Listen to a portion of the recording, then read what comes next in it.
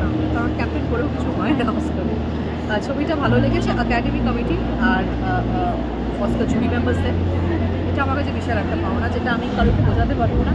R as a film maker এটাই আমার award. এখন নীরাজ কবি আর দিব্যা দত্তার সাথে একটা হিন্দি ছবি শেষ করলাম শুটিং, ওটা এখন বানাচ্ছি মন দিয়ে।